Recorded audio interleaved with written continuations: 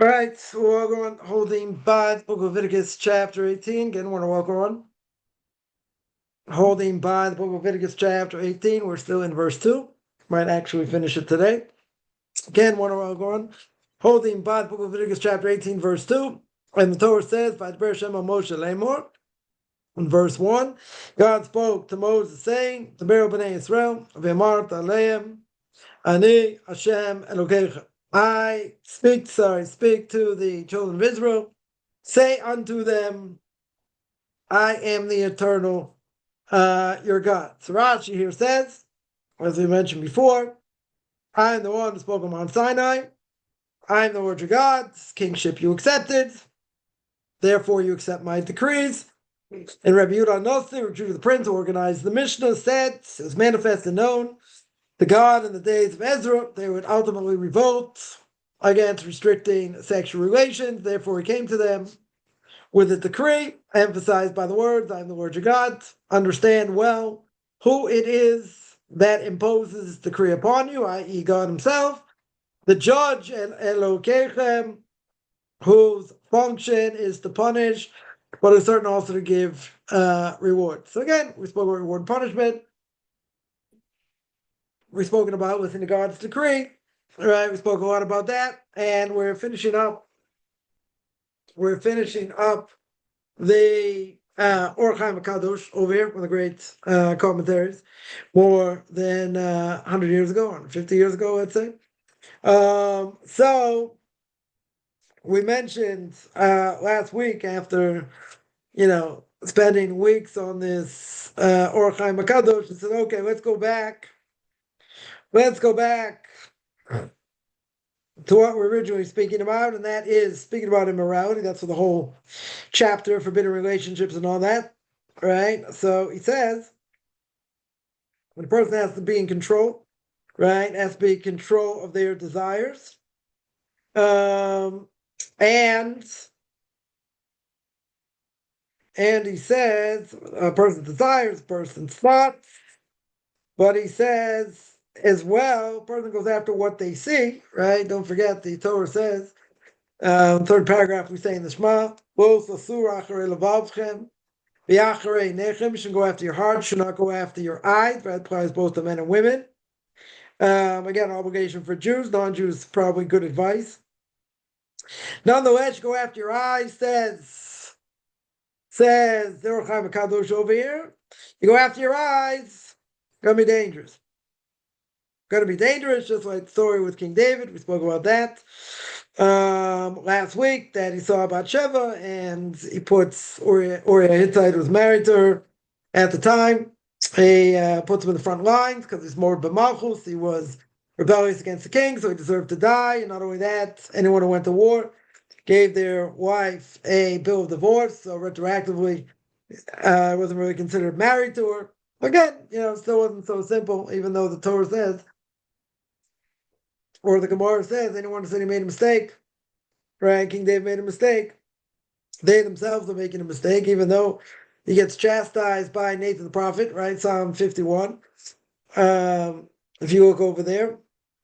So we spoke all about that. So here he says, let's see what the wisest of all men says, i.e. King Solomon. King Solomon says in Proverbs, brings down in Proverbs chapter 1, verse 10, right? He says, my children, if you get, what do you call it, seduced, so to speak, by your sins, or in other words, you go astray. You go astray after desires and you sin, right? So he's talking specifically about sin. And he says, sin, a person shouldn't desire. Right? The person shouldn't want to go astray. Right? They should want to, stay in control, not see things they shouldn't see, hear things they shouldn't hear. And he says you should not listen, or you should not let enter, these thoughts. These, I don't know, it's a good way to translate here. You shouldn't end, these thoughts, they're going to try and convince you to do the wrong thing. Right? In other words, don't give these ideas, don't give them any ground, any footing whatsoever. Like, don't have a discussion with it, so to speak. Don't play it in your mind, because you lose, right? Majority of times, the person's thinking about it and, should do it, shouldn't do it, whatever. A lot of times, going to get convinced, right? He's certainly going to get convinced, right? Therefore, you shouldn't even have this discussion, because he says the more a person feels, right? The more a person feels these desires, whatever the desires are, they'll overcome him. They'll overcome him, and basically he'll give in, right? He'll give in to his desires. So therefore, there's no point to have any discussion. You don't have any discussion whatsoever, with these things, because you're never going to win. It's going to make your desires stronger, right? So he says, there are two things a person can attack with here. Even though we said really shouldn't, speak, and have a conversation, whatever, or even in your mind with these things. But he says there's a mitzvah over here that comes in two ways. It comes in either dibur, harsh speech, or amira, we say soft speech. Yeah, what is dibur? Dibur means, says Or Chaim HaKadosh, it's a gezeres melech. It's a decree from the king, right? In other words, you're going to do whatever the king says, right? God said to do this, that's it. We're not having any discussions. We're not thinking about it. We're not overthinking it. God said do it, you do it, right? Very simple. Very simple. It's a command from the king. Now, Amira, what is the language of saying over here? It's a softer language, right? It's a softer language. And he says it's a language of awesomeness, right? So to speak, uplifting. Yeah. That a person should change and want to get to the level where what they do is all because Ani Hashem Elokecha. They're doing it because I am the Lord your God. No other reason. Again, it's not the same as do it or you're going to get punished. They're doing it because they understand God's awesomeness in the world. Right? Highest level of fear of heaven. You understand? God's the one in control. He keeps the earth on the same axis. It doesn't go too far to the sun. Otherwise, we get incinerated. It doesn't go too far away. Right? Otherwise, we'd be a frozen tundra like Pluto, even though Pluto got demoted, as a planet. But again, what's the highest level of fear? The highest level of fear is understanding God's awesomeness. It's not about the fact God can zap me anytime. It's a low level of fear. I'm going to keep Torah and mitzvahs because I'm afraid I'm going to fry now forever. That's a low level, right? Very low level. So here, what's the Amira? God says do this or whatever, but it's a softer language. Why is it softer language here? Because you understand God's greatness. He doesn't have to bash it into your head, right? He doesn't have to say do it because I said so. He's saying doing it because recognize what I do in the world. Recognize the awesomeness, not bragging, right? Not bragging here. He's saying this is the way it is. This is what I do in the world. You should recognize it, and therefore,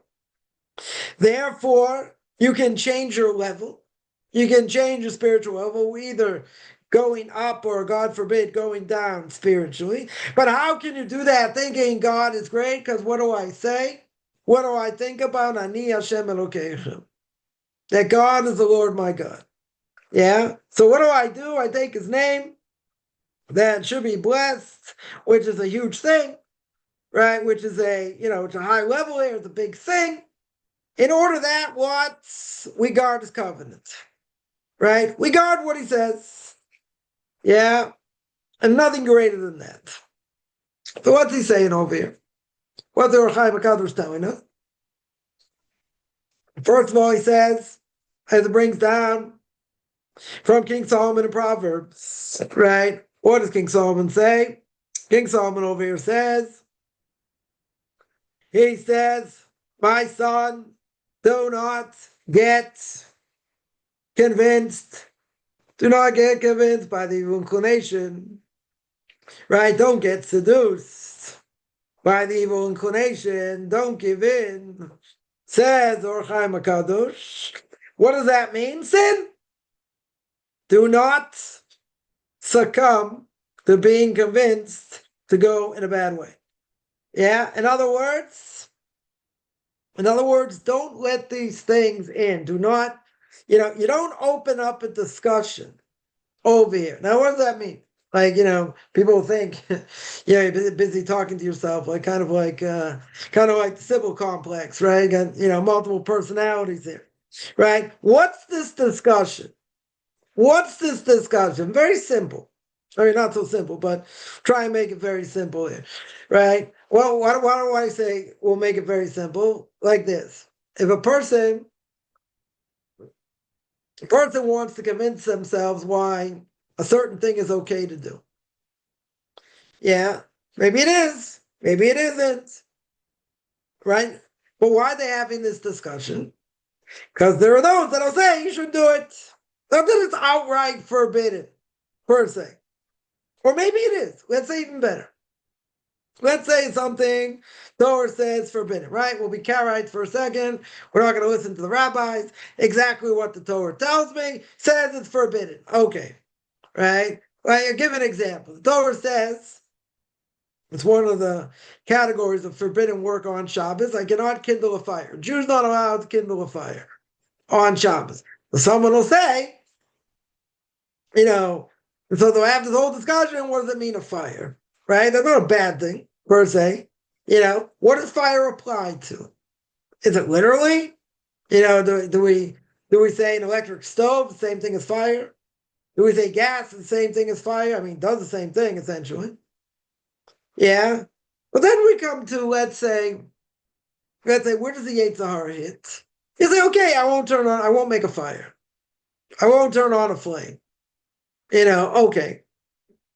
So let's say a person's even holding by that. What about electricity? You think, really? The Torah meant electricity? Is electricity the same thing as fire? So you'll have a whole discussion.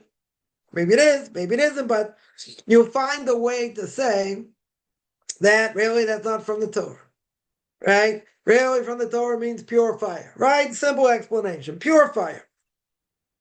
Okay. So if that is the case, then it can't mean electricity. And if I turn off and on a light switch, right? I'm sure people have heard this argument. Turn on and off a light switch doesn't do anything. Does not work. That's not what a voida is. That's not what malacha is, according to the laws of Shabbos. I'm not doing anything. Person drives their car. Oh, even better. Person drives the car on Shabbos. God forbid, a Jew, right? Drives the car. They say, listen, you're walking 20 minutes. You're exerting more energy. I'm driving. I'm not exerting any energy. Well, it has nothing to do with energy, does it? And every second you turn on the car and it's moving, sparks flying all over the place. That's kindling a fire every second. But, if I wanted to, technically, I could move one of my sofas around my living room all day long on Shabbos. Because hey, but it's a lot of work. Okay, did I do anything wrong? Technically, I didn't do anything wrong as long as I'm not doing it for exercise, right? But technically, I didn't do anything wrong. Why not? I mean, I only transgressed caught in 615th commandment and don't be a moron. You were stupid for doing it. Okay. Yeah, but did I do anything technically wrong according to the laws of Shabbos? No. Did I create something? No. Did I destroy something? No. But it's a lot of work. So isn't that a bad definition? Right? Isn't that a bad definition of what quote unquote work is? That's not what it means. And, person's technically right. If I'm walking, I'm exerting more energy. Yeah, but, you look under the hood, what's going on in a car. Probably doing a lot more than what I'm doing. Yeah, but anyway, it's a kind of a moot point, right? So someone say, no, it couldn't have meant that. So a person will be convinced. Come on, 2,000 years later, that's not really fire. It's not really the same thing. I don't know. Yeah, see how hot it gets, right? Take a car that's running, stop it for a little bit, open up the water tank, open up the water. What's going to happen? It's going to explode, right? That's normally what should happen. Because the thing is piping hot. Person had their face there, burn it off. Yeah, piping hot. You got to let the car cool down, at least a half an hour, or more. Right? Oh, but I'm not doing anything. You get burnt, right? Anyone can try it. I don't recommend it. Try it. That water will shoot out because A, it's very hot, right? And it's stuffed in there, right? You take off the top, what's going to happen? It'll explode, right? It'll just shoot up like like a fountain, right? Let's say. Burning hot water. Oh, I'm not doing anything wrong. They're not doing anything. Yeah, so it can't be about work, right? That can't be the definition. But anyway, what's the point? The point is you shouldn't be having this discussion in the first place, right? In other words, you're looking for a way out. I'm not saying where a person, needs maybe to transgress for some reason and, you need to come to a lower prohibition, not saying it's totally permissible, but that's a different issue. That's a totally different issue, right? Here, the question is, a person is trying to convince themselves and having this discussion where it's going to lead you to be lenient when you should never be lenient. I'm not saying there aren't times to be lenient. There are times the person can be lenient. This ain't one of them, right? This is a discussion where I want to bring it down to the point where I convince myself it's okay. You have this discussion, convincing yourself there's no problem. So that is an issue. That you should never have this discussion, says Or Chaim HaKadosh. Because you'll be convinced to do things that are wrong. Right? This is what sin is, exactly what he's telling you. Do not give in to desire. It's going to cause you to sin. So now you're going to have this whole discussion. Oh, it's not really what it meant. And the rabbis this, and we'll bring it down another level, and we'll do all these things, and we'll be as open-minded, till my brains fall on the floor. Beautiful. I'll get convinced of doing something that I shouldn't do.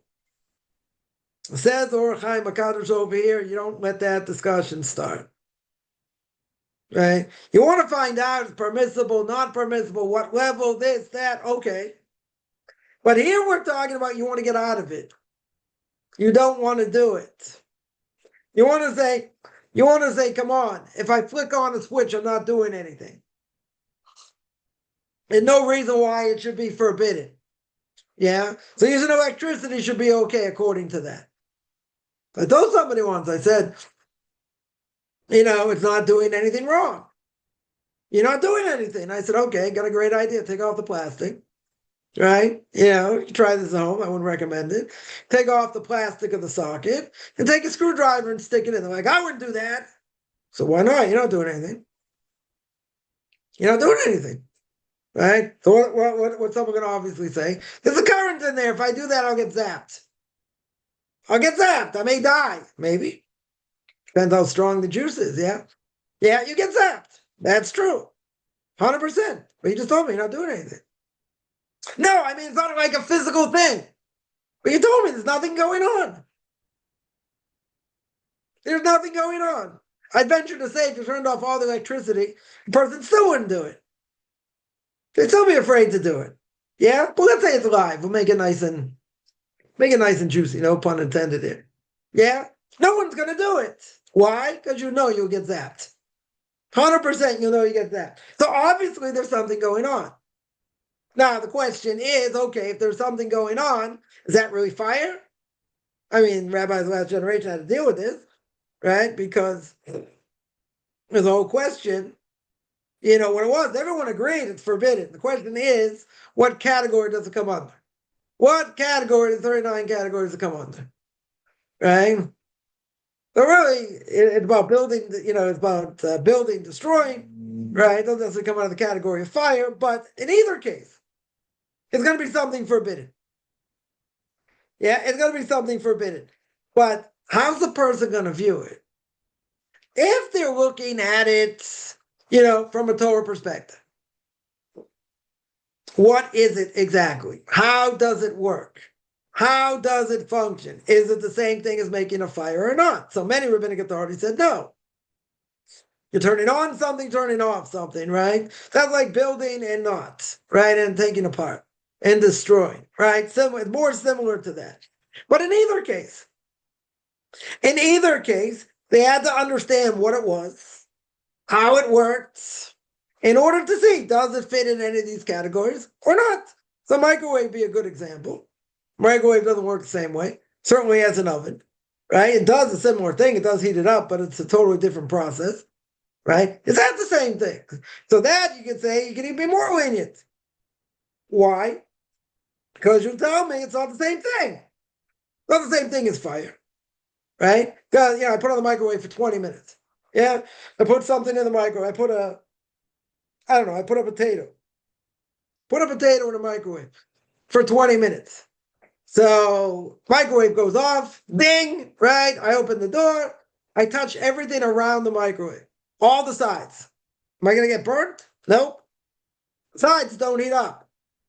If I put my pinky in that potato, that'll burn. The food will burn it. That is piping hot. Yeah, but the things around it are not. Right? The dish it's in is probably pretty hot, right, as well. What about the walls? The walls get hot? No. Top get hot? No. Right? It works differently than an oven. Okay. But at the end of the day, if I stick something in an oven for 20 minutes, put it at a nice temperature, is it going to be piping hot? Absolutely. If I do the same thing in a microwave, it's going to be piping hot? Sure. Can I cook something? Sure. Does it work the same? No. So what? If it does, even if it doesn't work the same, isn't it similar? Similar? You tell me it's not real fire, right? It's microwave, okay, not necessarily real fire, like we say. Like lighting a match or a gas stove or whatever. Okay, that I could hear.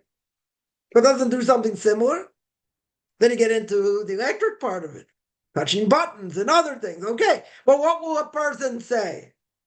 See, this is where the conversation comes. What's the person going to say? Oh, come on. Rabbis making these things up. That's not what the Torah meant. It's going to make my life easier. Why? Okay. Now let's ask the following question. If I put something in there or in an oven, yeah, and I put it on, I put the thing is totally raw, put some, spices on it, some other things. An hour later, 40 minutes later, it's on a nice temperature. Is that going to cook? Oh, it'll cook. Cooking is forbidden. You're not allowed to cook. You're allowed to reheat. There are ways to reheat, okay, but you're not allowed to cook. Yeah? No, I put it in a microwave. Put a potato in a microwave. 20 minutes, half an hour. That going to cook it? Probably. Doesn't that do a similar thing as piping hot? Sure. Is the process the same? No. The process is not the same. But even though the process is not the same, isn't the end result the same? The end result is the same. Cooked it. Yeah. Okay. So you tell me cooking may be a problem. That you can say, okay. Well, but what would a person be convinced of if they wanted to be? They could be convinced, the rabbis making up their own thing. It's not similar to what the Torah said. So why should they be allowed to do it? We just saw last week or the week before, you're not allowed to add or subtract to the Torah. How are they allowed to do that? These things enter a person's mind. Once these things enter a person's mind, what's a person going to think? Because they're not learning it for the sake of heaven. They're learning for the sake of, I don't want to do it. I don't want to have to be subservient to it. So therefore, I'll entertain all these crazy possibilities of why it should be okay. And that's exactly what he says. This is exactly what the Or Chaim is telling you. He's telling you, do not get in this discussion. Because once you get in this discussion, what's going to happen? What's going to happen? The more the desire gets stronger, right? The more the desire is going to get stronger to the point where it's going to overcome you. Yeah, to the point where it's going to overcome you. And then you're going to want to do whatever that is. So what can happen over here? You'll be convinced. It's not so bad. Maybe it's only rabbinical. Yeah, maybe it's less than rabbinical. Why do they have a right to do that? It brings up a whole can of worms. That's what it does, right? So the more a person thinks in that way, the more the desire is going to be strong not to hold by it, not to want to do it. So he says you don't get into the discussion.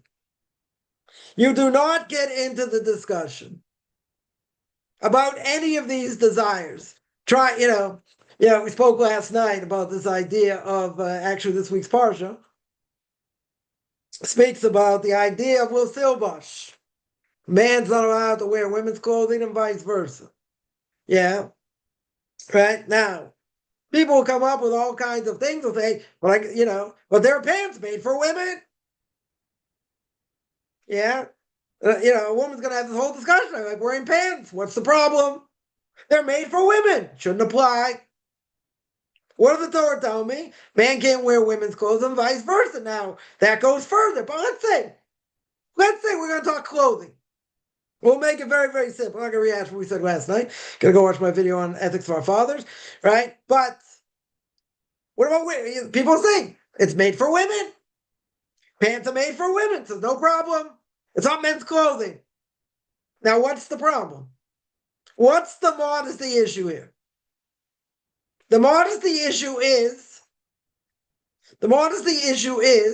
that if a woman wears pants, let's say they're not tight, right? That would be worse, right? Let's say they're kind of loose, right? Kind of baggy a little bit. Okay, yeah. Let's say they're not very tight. That would be a different issue. But let's say they're not so tight. So what do pants do for women? Shows a split between the legs. A skirt doesn't do that. Person can look, you're not going to be able to tell. Right? It's covered up. Person should be looking, but that's not the point. Right? So someone's going to come up with this great idea. Again, I'm not here to make fun. Right? The point is, someone's going to say, but it's made for women. It's totally made for women, so what's the problem? All right, but what's behind what they're saying? What's behind what they're saying is, I want to wear them. I feel more comfortable wearing them, right? Why should I have to wear a skirt, right? There are times I want to wear pants, okay. That's what's behind it. They're going to say, but what's the problem? Nothing to try and understand. Is it permitted and not permitted? They want a way out. I'm talking about somebody who wants a way out, who says, oh, this is foolish. That doesn't apply. These are 100% made for women. Yeah? And even if they are, even if they're made for women, so, well, what do they have to do with modesty? Are these modest in that sense? Can you see the split between the legs? Not, we'll keep this clean. You can see the split between the legs. Very good. Yeah? So where's the modesty? Goes out the window. It's made for women. So people come up with ideas. This is exactly the point. They'll come up with ideas, trying to find a way out, trying to say why it should be permissible. Yeah. So what about something, that's more baggy you can see, right? Someone told me, whatever, a certain type of, they're not really pants, it's something else. I forget what they're called, but it doesn't really matter. If it shows the split between the legs, and a person can see it straight away, you don't need a magnifying glass, that's going to be forbidden, regardless of whether it's made for women or not. So this is exactly the point. That a person's going to have this whole discussion, it shouldn't be that bad, and the rabbis want to make it like this, and, I enjoy wearing pants. I enjoy wearing shorts. What's the problem?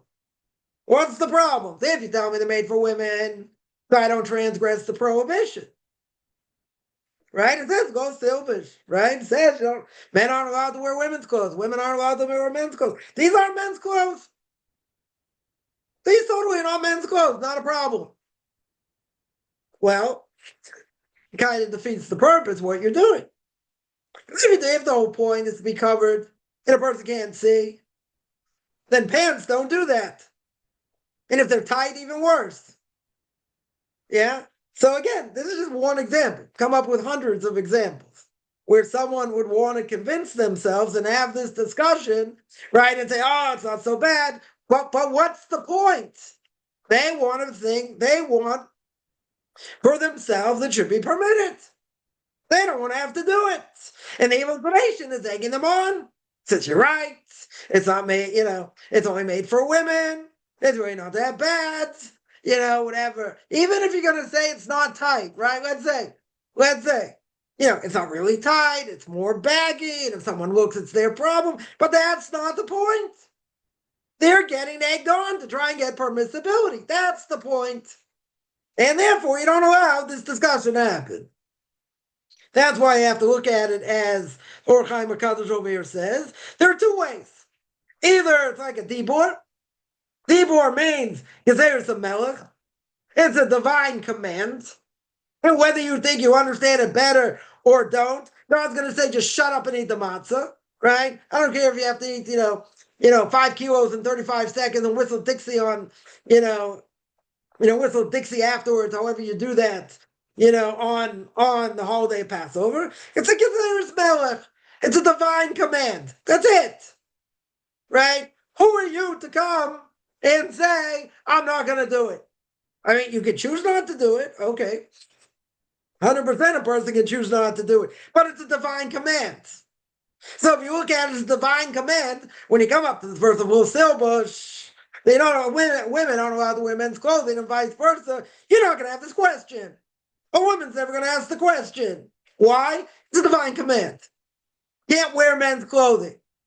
And pants are men's clothing. Period. They're considered men's clothing. Yeah? Doesn't matter if they're made for women. If it's a divine decree, you're never going to ask the question. Now, doesn't mean we don't have to try and understand. We have to try and understand to the best of our ability. But at the end of the day, if it's a divine command to do it, you say, shut up and eat the matzah. That's what you got to do. You don't like it, go eat kugel. No one says you have to keep it. Well, if you're a Jew, you're obligated to. Right? If you're not a Jew, you don't like it, okay. So, so you don't have an obligation to convert. That's fine. Right? But if you're a Jew, it's a divine command. You got to understand it. Okay. You can ask questions. We're not saying not. But if you're looking for permissibility, and what's going to happen? What's going to happen over here is you're going to have an evil inclination. And the evil inclination is going to come and try and convince you. So you're going to have this whole discussion. Yes, no, maybe, whatever. But it's trying to convince you to do the wrong thing. Bringing all these foreign ideas into your head. Says Or Chaim HaKadosh, you don't have the discussion. You don't allow the discussion to start. Now, you're going to say, well, it doesn't really happen that way. Sometimes people have questions, they look things up, let's say online, they go to ChatGPT, they'll ask a rabbi, Dr. Google, whatever. That's one thing. That's one thing. Now, what happens if someone comes along and asks them something? They say, why do you have to do this? Isn't it true? Isn't it true? You're going to move to the Jewish community. You're going to want to meet someone. You want to get married. One wants to get married. Very good. They're going to make you shave your head. So then someone's going to say, really? There's some communities that actually do that? Yeah, there are a few. I mentioned this last night. There are a few Hasidic communities where women shave their heads. Okay. Obviously she can't look disgusting in her husband's eyes. Obviously it doesn't bother him. Whatever. But it's a minority thing. Not like the majority of women shave their head. But again, what is that? Someone's going to tell you that, let's say, before you even look into it. What's that going to do with major turn on? You're going to say, I'm going to convert? They're going to make me shave my head? Or if I'm a guy, I have to grow pants all the way down to the ground, play jump rope with them, and do other things. They're going to think twice. They're going to think 3 times. Yeah? But what does that do? See, if you're already Jewish, it's a whole different discussion. It's a whole different discussion. You want to find leniencies or a person wants to put these things down and say, there's really no problem. There really shouldn't be any issue, right, with it. And why they making things? They want to stay religious, right, to whatever point. To whatever point. But they don't want to be fanatical, God forbid. They don't want to be fanatical. So what happens? Says King Solomon himself in Proverbs chapter 1, verse 10. What's going to happen? You're going to be convinced. Your evil inclination is going to convince you. And you're going to have this discussion. And what is it going to lead to? 100% it's going to lead to sin. Definitely going to lead to sin because you get convinced. You get convinced whatever the sin is. And therefore, the more discussion you have about it, what's going to happen?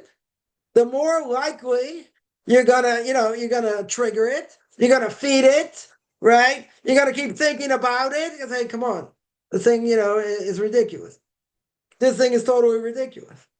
Yeah, why should I bother to do it, right? And then you come and sin. God forbid. But that's what it does. That's what this whole discussion, that's what this whole discussion does. So says Or Chaim HaKadosh over here, you don't get in the discussion. You don't allow the discussion to happen. Now, let's say you had your own questions. Okay, right? So you look into things, whatever. That's something different. That's something different. But let's say, someone not so happy you're going through this process. Family member, colleague, whatever, worker, whatever. And they're going to say all kinds of things. That makes the person think. A lot of people not the, wisest of people in Torah, certainly at the beginning, right? There's a lot to learn. Very good. So it makes them think. It's going to make them think. And maybe the other person has a point. Maybe, maybe they have a point. Maybe I shouldn't get so involved. Maybe this is going to happen. Maybe something else, and then down the line, what does it do? Makes your resolve weaker. And then you give in, right? And I've heard a number of cases where people want to do certain things. They thought certain things were important to do. Okay. They did it with the wrong crowd. And they paid a price. They paid a price for what they did. Right? Now, everyone's going to do what they're going to do. People can yell and scream and tell them it's forbidden, it's this and that. They're going to do what they're going to do. Yeah, some will listen, some won't listen. But at the end of the day, is this good for me, not good for me?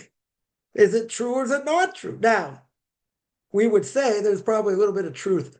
There's a little bit of truth in a lot of things. Okay. Even if that is true, you have to know how to differentiate. You have to know what's, what we do, what we don't do, what some people do, not everybody does. You have to know. And it can be complicated, but when someone's egging you on and someone's, I'm not saying they're asking bad questions. They could be asking very good questions, but how are they asking the question? Right? So let's say it's not really a question, as we always say, it's an agenda. Oh, this is a terrible thing. They're going to tell you how to think. They'll even tell you when you have to go to the bathroom. They'll make you look at your underwear, this, that, like all kinds of things. Now, all kinds of things. But if things are taken out of context, or they don't have a clue what they're talking about, yeah. So if a person has knowledge, very easy to knock these things out. Very easy, because they don't have any idea. They hear something. Yeah. They don't even remember what they heard per se, but they hear something. They hear something and they're going to throw that out there like it's fact. I'll give an example. I'll try and keep this clean. Yeah, try and keep it as clean as possible. Some people will say, like, someone gets married, they're going to say, what about the hole in the bed sheet? You want to hear the myth about the hole in the bed sheet? Like, person doesn't been with someone, they only do it through a bed sheet. Yeah. What about the hole in the bed sheet? That comes up sometimes. Sometimes. I haven't heard it in a while, but, it can come up. I said, what about it? So like somehow they heard something that, that's the way intimacy is practiced among Orthodox Jews. Right? So I would answer, okay, how many Orthodox Jews do you know? Now, ask them. I think it's kind of a personal question, but ask them. Is that really what they do? Yeah, and the answer is no, obviously. Now, where did it come from? That's a good question. Where did it come from? Some people think that maybe someone once saw tzitzis hanging on a line. Yeah, on let's say a line for hanging clothes, right? So now when you put tzitzis on, you have a garment that has tzitzis on the front and on the back, and there's a hole in the middle, right, to put your head through. So the tzitzis go in the front and the tzitzis go in the back. Very good. I mean, doesn't make any sense otherwise. I don't know. Where else did it come from? That's one theory. I don't know any other theory. That's one theory. Yeah, that there's a big hole there. It's pretty obvious. Anyone's ever worn tzitzis or seen tzitzis, there's a hole to put your head through. It's got to be big enough to have your head go through it. Yeah. So the front goes in the front, the back goes in the back, and you put it through your head. Right? It goes over your head. Very good. That's the only thing. It's got a hole. It's got a big hole at that. So so it could be that's where it came from. Could be. I don't know. I don't know. Could be someone saw it hanging on the on a laundry rail, whatever, a laundry line, let's say. They saw that and someone came up with this idea. That's how Orthodox Jews must have relations. Right? They must have a hole in the bed sheet. Yeah. Where else to get it from? I don't know. Maybe someone has any better ideas where it came from. Yeah. But first of all, I'm not even gonna say it's total myth. It's nothing. Right? Doesn't happen. Yeah. Absolutely doesn't happen. Yeah. So, people, some people would say, oh, yeah, you're gonna get married. That's how it's gonna be. Oh, really? Like you're, expert. Monday morning quarterback. Yeah, an expert.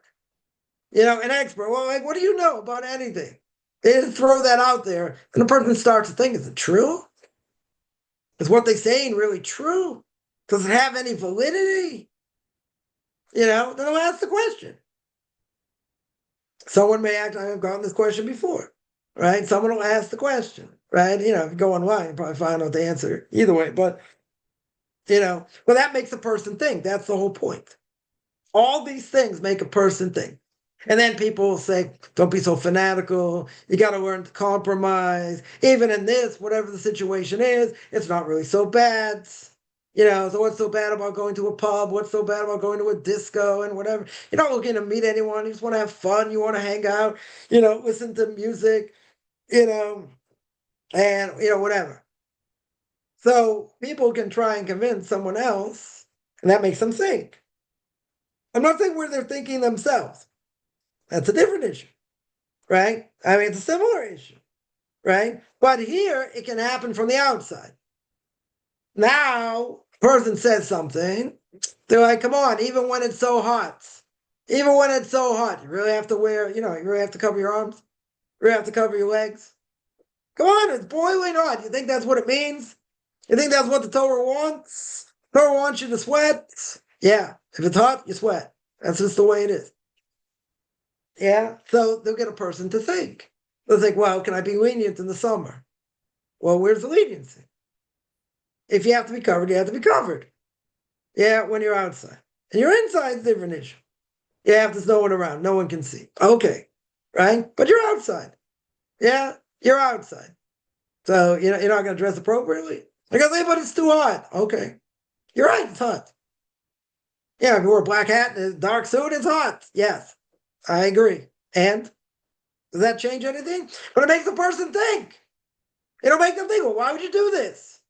Why would you take that on? It's silly. It can't mean that's what it meant. It's like, okay, you can get into the custom of why we dress a certain way. That's not the topic. That's not the point. The point is that a person can be convinced, certainly by other people, they'll make them think, and then they'll overthink things before they actually get what the right answer is. And I get this question, I get questions like this all the time. I can't believe, I heard this and this. Is it true? That's where I come in. No, or maybe, or depends, or, sometimes there is some truth to what to what someone may say, but it could be totally skewed, could be totally taken out of context, or it could be true. They just don't understand why that should be. Okay, it's a legitimate question, right? Definitely a legitimate question. But what does it do? I'm not saying you can't question. That's not the point, right? The idea is once you overthink and you're looking for ways out and you're looking for leniencies, this is what he's talking about. When you have this discussion, or other people have this discussion for you, and they put you in a certain situation. Now, it could be, I can rely on certain leniencies for certain things. Could be, depends on the circumstance. Depends what it is, right? But they're not just doing that. What are they putting into your head? They're putting into your head there's nothing more important than family. Yeah? As we always say, family can be an albatross. 100% an albatross. And it'll make you feel guilty. You have to compromise. You're different, whatever. You have to compromise. And what if you're in a situation where you can't? A Jew going to a Jew who's going to get married to a non-Jew. Can't go.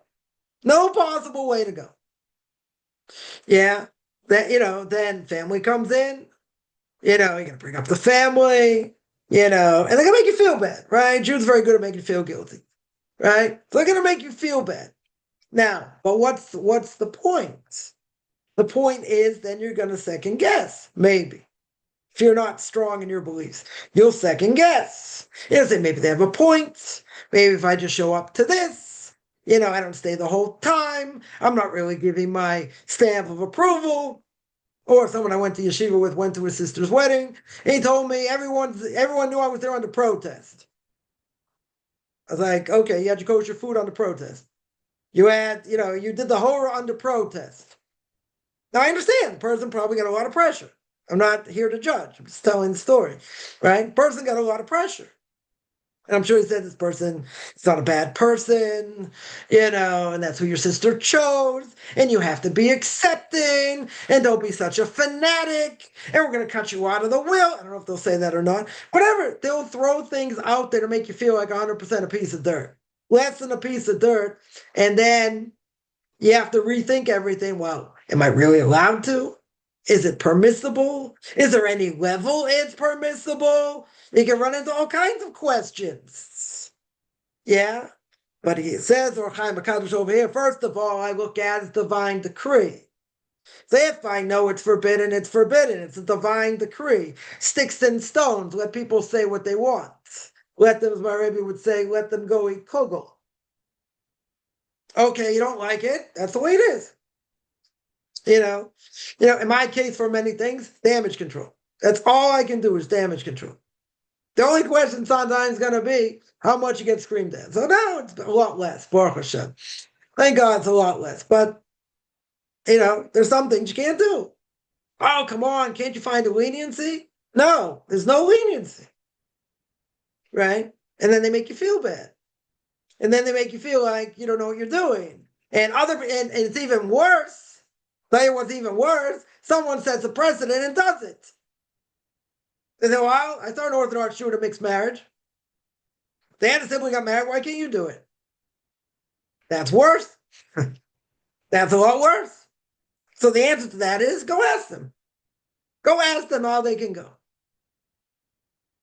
You say, oh, rabbis do what they want. They make up their own thing. And your rabbi's so strict. And say what you want. You can say whatever you want, doesn't matter, right? But that looks really bad. That 100% looks bad. If you get caught, let's say, doing something inconsistent, yeah, you got to be more consistent. Okay. So a person can say, you're right. I have to be holding, at a higher level. I'm a work in progress. They'll respect that. They may make fun of you, but they'll respect it. If a person is wishy-washy and, gives in to peer pressure and family pressure and other things, they're going to say you're a wuss, as we'd say in Boston. You're a wuss. You don't stand up for what the Torah says. Now, they may not like it if you do, but they'll respect it because they know you're not going to budge. People gave up on me a long time ago because they saw I'm not going to budge. Totally not going to budge. No matter what anyone says, not going to budge. Now, there are times I had to for certain things, I had to find some leniencies to rely on. Okay. Some things I was able to do and didn't like doing it, but okay. Some things some things I had no choice. Other things couldn't do. I took a lot of flack for it. Listen to my rabbis, told me what to do, and that's it. That wasn't pleasant. Definitely wasn't pleasant, right? But it's very easy, and this is the point. It's very easy to overthink things. Very, very easy. Because once you start to overthink things, yeah, and let's say better, a person wants to convince themselves, yeah, why something should be permitted. So now you have all these thoughts. Now you probably look at things you probably should never look at, right? Or rely on. And that is going to feed the evil inclination to do what you want to do. So comes along the Orach Chaim HaKadosh, there's a lot of questions to deal with him in a second. But says the Orach Chaim HaKadosh over here, this is exactly why you can't have this conversation. This is why you have to nip it in the bud and you can't give in. Because if you give in, what does the verse say? You're going to get seduced, you're going to get convinced, and you'll sin. Right? So he says you don't have the discussion. So what do you do now? Someone is hammering you about whatever. Just go out with us, let's have fun, let's do this, and trying to convince you. Right? You don't even get into discussion. To say it's not really so bad. Come on, how bad can it really be? Don't be so stuck up. Don't be, such a fanatic. Be like everybody else. Be a regular guy. Come on. Like what, what's so bad? Okay, maybe some things, certain ways are permissible. Yeah, in different circumstances. Okay. But they're gonna harp on it. And then it's gonna make you think. Well, maybe they have a point. Maybe it's really not so bad. Maybe it's only a rabbinic infraction. I can get around it. I'll repent for it. I don't know. You have this whole discussion. So it says, Orach Chaim HaKadosh, forget the discussion. Throw the discussion out the window. You don't let the discussion start. And what if someone keeps talking about it? So you got to move on from the conversation. Said, I'm done. We're not having this discussion. I've had people say that to me because they knew I had them. So like someone says, I don't know how we got into this discussion, but this discussion is over. Why is this discussion over? Because they knew I had them. They knew I had them boxed in a corner. Yeah. So if someone else can do it and say, we're not having this discussion, yeah, they don't feel bad about it because they don't want to have it. Because they know where it could lead to. So why can't we do the same thing? Oh, what's the matter? You're not so strong in your beliefs, you're not so this. You say we're not having discussion. Like, you can say what you want. I'm not budging from my stance. That's it. You don't like it, go. But we're not having this discussion. And if they keep chappering and keep coming, you have to move on. Either physically leave where you are, or just say, you can say what you want. Where, this discussion's over. It's not a compound. They're not interested in listening to your, what you have to say anyway, right? They're there to convince you, right? So there are two ways of looking at it. Either someone's doing it to you, right? Which he's not really saying that per se, that someone's actually doing it to you. Or more realistically, you're doing it to yourself. Now, why are you doing it to yourself? You're doing it to yourself to convince yourself why this is okay to do. Person could say, I'm holding better than 95% of world Jewry. God's going to, cut me some slack. We're living in a cesspool anyway. It's pretty amazing. I can be religious anyway. Person can convince themselves, of why certain things, I'm not saying major things, but certain things could be permissible. Why? First of all, they want to look good in their own eyes, but they want to have their desire. They want to do what they want to do. So comes along the Orach Chaim HaKadosh over here, and he says, you don't have this discussion. You don't get in discussion, it'll lead to sin. Why will it lead to sin? Because the discussion is going to overcome you. The desire is going to overcome you. And therefore, you're going to give in. So he says, there's a mitzvah over here to tackle it in two ways. How are you going to tackle it to fight against this? The first is you're going to realize whatever the Torah says, whatever my obligation is, it's a gezeras melechi. It's a divine decree. It's a decree literally of the king. So you can shut up and go eat kugel. It doesn't really matter because I'm going to do whatever the king says. That's one way. And the second thing is by a mirror, right? Thinking of God's greatness in the world.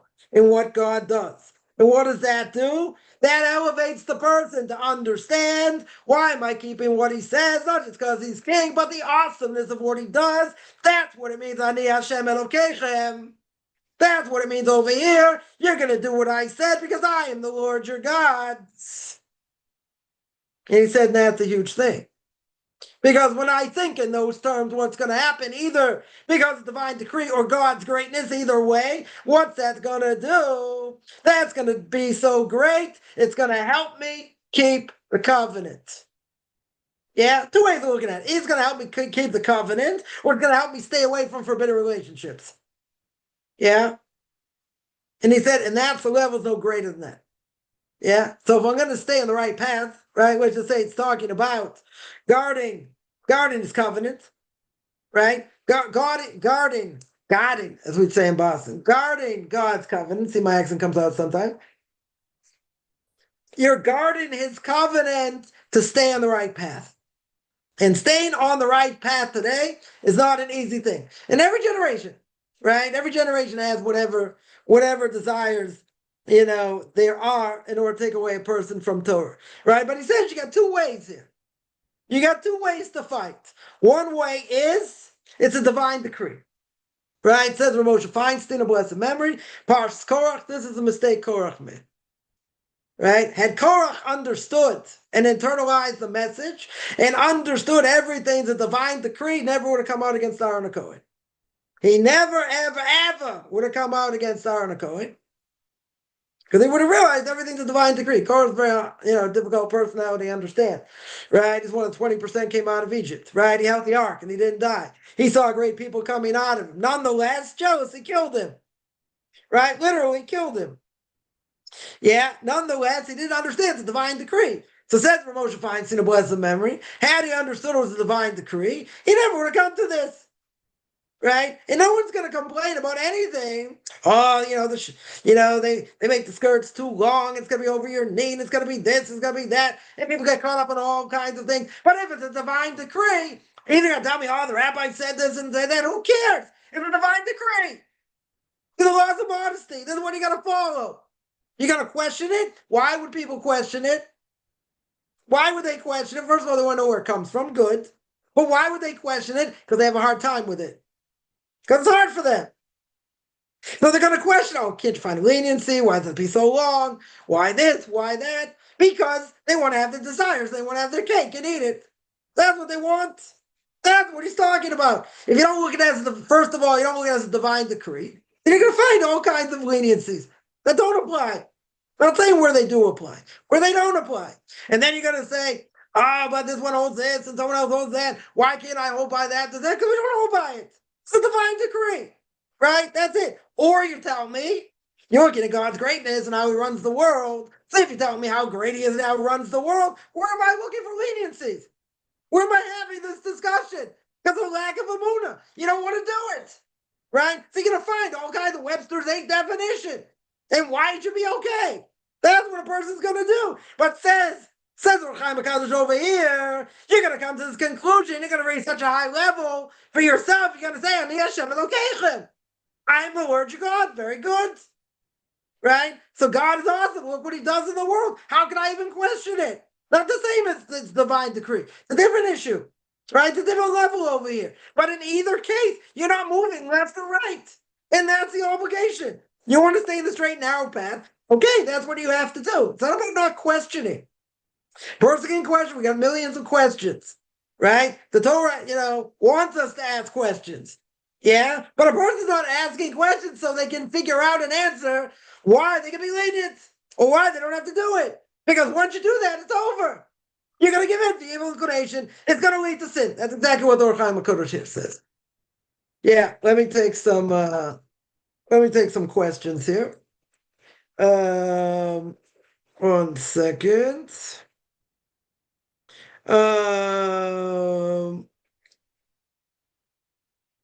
Yeah, somebody asks. 1 second.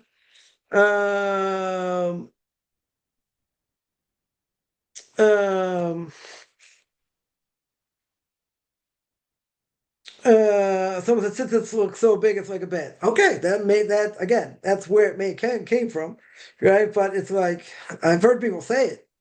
I mean, they're like, so what is with that? I was like, nothing. There's no truth to it at all. I would know. Yeah, an Orthodox Jew would know that.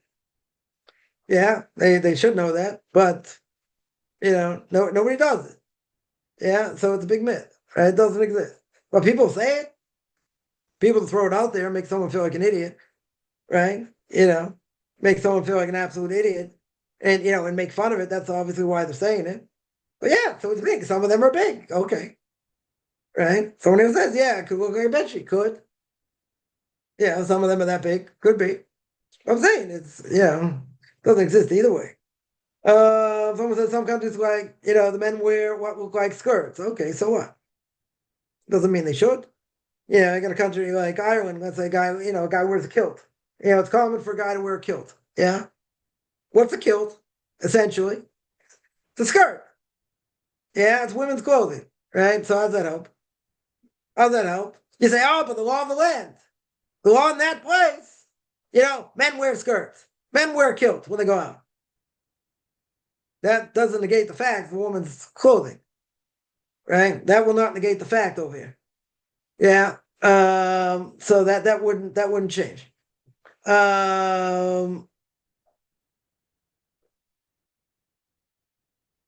Someone says you went back to wearing linen and in layers. Went up from the heat. Okay. Yeah, the problem is people wear wool. It's hot. Yeah, if you can do that, okay. We can wear cotton also. No one says cotton's not forbidden, right? If you wear wool, you got to get checked for linen. Make sure there's no, you have to make sure there's no, wool and linen together. Okay. But yeah, so what if you wore cotton? Cotton's also not so hot, right? Probably linen's better. Probably linen would be better. Okay. But even so, when it gets that hot, it's still gonna be hot either way. So it doesn't really matter what the material is. Someone asked, I'm confused by forbidding women to wear pants. In case where wearing the skirt compromises safety. It depends what it is. Depends what it is. Yeah. If it's exercise. Let's say, can a woman wear spandex and exercise? Why not? Why not? Could a woman wear shorts and exercise? She's with all women. Some would say maybe it's better not to, but technically, is there anything wrong with it? No men there? No men see. Much more comfortable, easier, right? Should it be a problem? I don't know. Well, some might say wearing spandex be a problem anyway, but in general, I don't see why. I don't see why in this case. Yeah. The question would be, yeah, what the case is. What the case is. Some people, let's say, are nurses, right? And they whatever, their clothing, are pants. They're essentially baggy pants. What they are. Yeah. Whatever they are, scrubs, whatever they are. Yeah. So that's an issue. The question how you get around that issue. Okay, but that's not life and death. That's not danger. But that's the way they dress. What about in a police uniform? That'd be a good question. It wouldn't be a police officer. That's a different issue. That's a different issue because you get in the question when you say little silbush, then a woman can't wear men's clothing, vice versa. What about carrying a gun? Spoke about that last night. Yeah, what about carrying a gun? A gun is a male weapon. Definitely a male weapon. Yeah, you're gonna say there are guns made for women, smaller, thinner, whatever. Right? But essentially it's a male weapon. Yeah, that's one of the reasons Yael, when she kills Sisera, what does she kill him with? Tent peg. Yeah, takes a tent peg and a tent peg. Say that 5 times fast. Takes a tent peg, very sharp, and kills him. Why don't you use a sword? Right? Commentaries ask, why don't you use a sword? She could take a sword. He was out cold anyway. So why didn't she take a sword and kill him? Because a sword's a male weapon. It's a male garment. That's why she didn't take a sword. Right in the commentaries say. He said it would have been easier. Doesn't matter. Look at Peg, did the same thing. Right? Essentially did the same thing, killed him. Yeah. But she could have used a sword. Yeah. Why didn't she use the sword? So commentaries say she didn't use the sword because, for that reason. It's considered a male weapon, so she didn't use it. Yeah, so it depends what the case is. It depends exactly what, it depends what the case is. What the specific case is where a compromise is safety. Yeah, if a woman gets attacked, she had a gun. Could she shoot the person, save her life? Yes. Could she carry a piece in general? That's a whole discussion. That is a whole discussion. So I heard a great rabbi once say, some people, in the States, afraid to go to synagogue because, afraid of being attacked. So they want to carry a gun. A guy, right? Let's say a guy. Make it easy. A guy. But there's no way, right? Not allowed to carry. Not allowed to carry, right? It's forbidden to carry. Yeah. So the person was saying, well, yeah, what about this permissibility? We can rely on that permissibility. So this rabbi finally said, listen, if they're afraid they're going to get attacked, then there's no mitzvah to go to synagogue. Yeah, that was it. That was his one line. He said, if they're that afraid and you're looking for all kinds of leniencies, which you shouldn't rely on at all, that's what he was saying, that you shouldn't rely on, then why go into synagogue? If you're too afraid, stay home. That was his answer. Instead of coming on to a lousy answer, which a lot of these answers were bad, like grasping at straws, why it should be permissible, right? Then who says there's a mitzvah to go to synagogue in such a case? What, you're going to go and break Shabbos and show how holy you are to God because, the serious nefesh, self-sacrifice? Who says you have to go? It's a rabbinic obligation. 100% a rabbinic obligation. Carry might be a Torah obligation, right? Carrying in public be a Torah obligation, let's say. Prayer is a rabbinic obligation. What you have to say, when you have to say, and all that. So who says? Who says carrying a gun where you're not allowed to? You're doing this big mitzvah like going to synagogue and praying. Who says? Who says that's better? It's not better. You're transgressing Torah prohibition, right? So his answer was, don't go to synagogue. If that's the only way you can go to synagogue, stay home. Until the security threat passes. Who says you have to go? That was his answer. But wouldn't it be said that women are wearing men's garments? Again, that's the issue. That exactly is the issue. That 100% is the issue. That would be considered wearing a man's garment, right? But again, if a woman got attacked and she had and whatever, let's say she had a gun and she, self-defense, okay. Yeah, again, is that something she should do? She should be packing a piece in general, right? Packing a gun. That's the whole question. It's a male garment. It's considered a male garment, right? There are leniencies. There are some leniencies that it would be permissible, but think about it. It's for better or for worse, it's a male garment. We consider a gun a male garment. Yeah. So if it's considered a male garment, how can a woman use it? How can she use it? Then you're gonna say, oh, but you got women in the IDF, they use guns. Who says they should be there? I had a whole discussion about that last night. Yeah. Who said they should be in the army in the first place? That's a whole different issue. Yeah, but that's part of the issue for sure. It's part of the issue.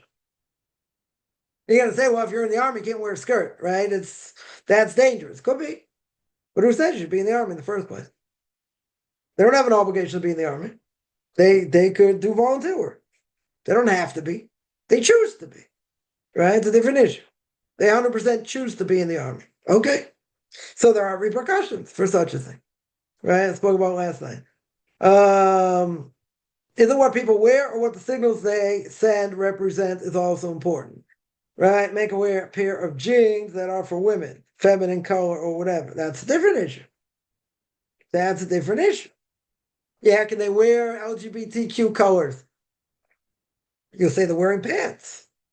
A guy's wearing pants, okay. Is there a problem? Well, it's a problem what it represents. 100% the problem what it represents. What if a guy wears pants that are too tight? And they're wearing it for that reason. For exactly that reason. And show off part of his body. Yeah? That's also a problem. Because even if it's permissible, there are modesty issues as well, right? And what if he's wearing, I don't know, flaming pink pants or something to stand out or whatever? That's also a problem. He's wearing pants, right? There's an issue here. You're right. There's an issue in what it represents, right? What the colors represent, so to speak, right? So that's one thing, right? Certainly that's one thing. But again, for a woman, even if these pants, let's say, are made for women, right? Nonetheless, you run into another issue, right? You run into an issue, a modesty issue. Yeah. And they can be the most modest of pants. That doesn't matter. Right? They can be dark, with or without pinstripes, gray, blue, black, whatever. Okay, so what? What the fact is, of what it does in modesty ways. So it doesn't matter really what, even if the color is appropriate and it's not a problem, it is, there's a modesty issue.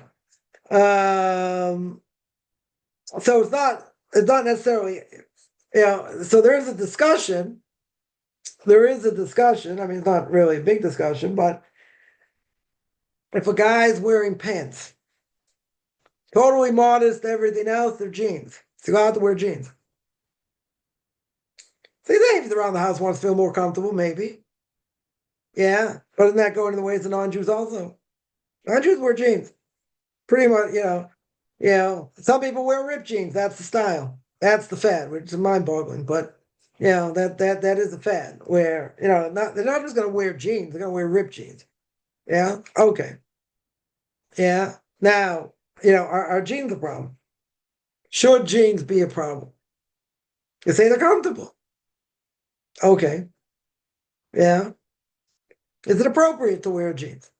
Now, some people, a person's more modern Orthodox, I would say, yeah. They'll say, well, there's no problem. They're pants. Yeah, but a specific type of pants. Yeah. Not the same if a person, let's say, wears suit pants. If they're wearing a suit and you're wearing jeans, you feel the same? No. If you're wearing suit pants, you're wearing cotton pants, khaki pants, let's say. You feel the same? No. Why? Because the suits is more formal. Jeans are like, you're mowing the lawn, or I'm at a ball game, or whatever. Yeah. You don't take yourself that, more seriously when you're wearing them. But you'll say, technically speaking, there should be nothing wrong. Okay. But the more modern Orthodox community, they'll wear, blue shirts, yellow shirts, whatever. They're not going to wear just white shirts. Yeah. They're not going to wear just white shirts. Okay. So even if they don't, right? Even if they don't, okay, they'll say we keep Shabbos, we keep kosher, this and that, fine. Again, I'm not necessarily big into externals because, a person can wear all the right things and not be so religious. A person could look not so religious and be more religious than that person. So, externals sort of go out the window. It's a question of, what type of community you want to relate to. But even so, right? Even so, it is part of, what it represents, right?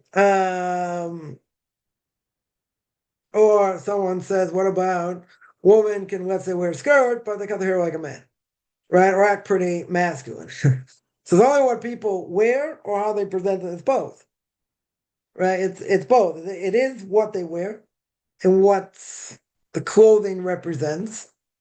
At the same time, are you going to see women, all the time with long hair? I don't know. Some women like to have short hair. They don't like to have such long hair. Now, what if they get short hair? They have a short haircut. They don't get a buzz cut, but they get relatively short haircut. Let's say, is that a problem? I don't know if it's that. I don't know if it's necessarily a problem. I don't know that because that's what men do. I don't know. There are men that have longer hair also, but still, not talking about that. Average amount of hair.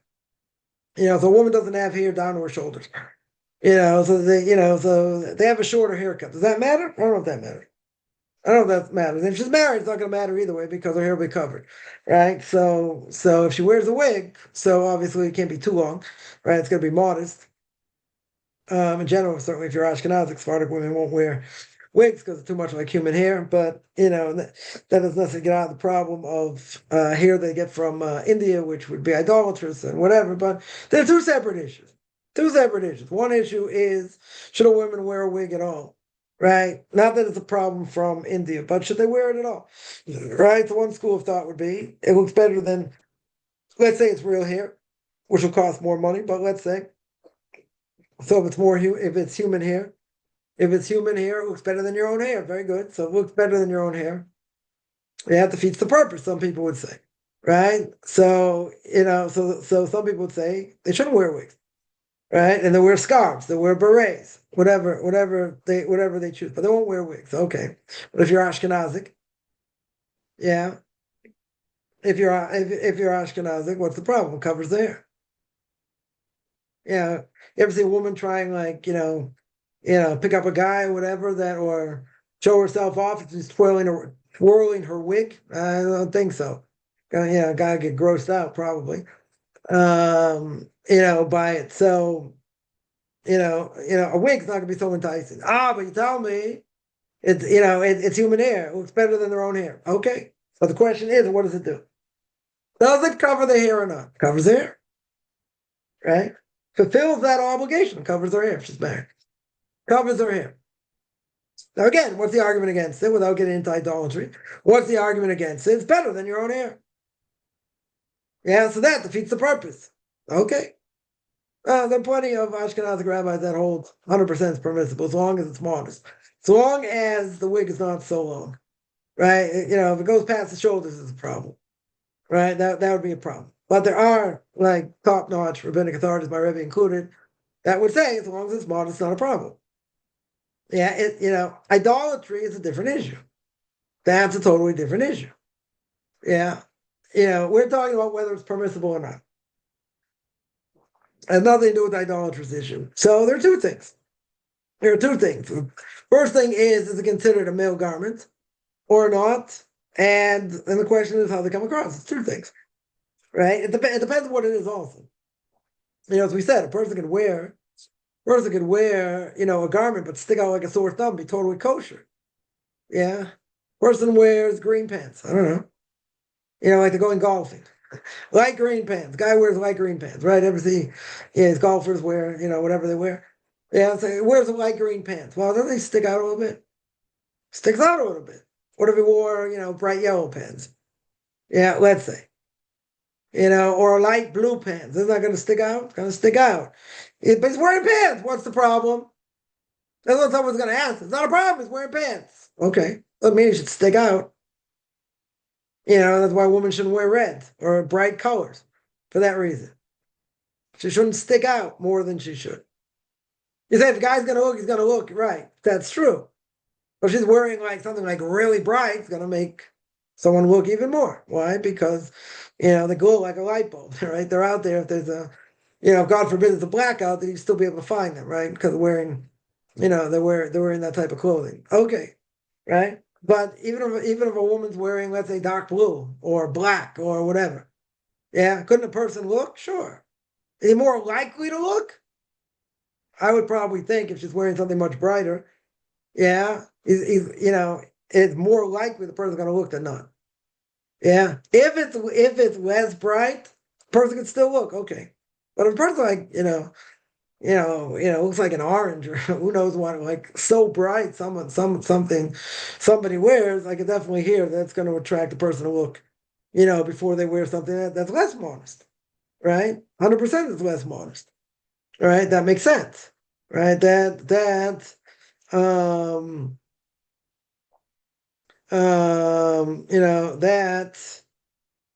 makes sense. That 100% makes sense. Yeah. So again, there are two issues here, right? There are two issues. There are issues of is it considered male garment or not, right? That is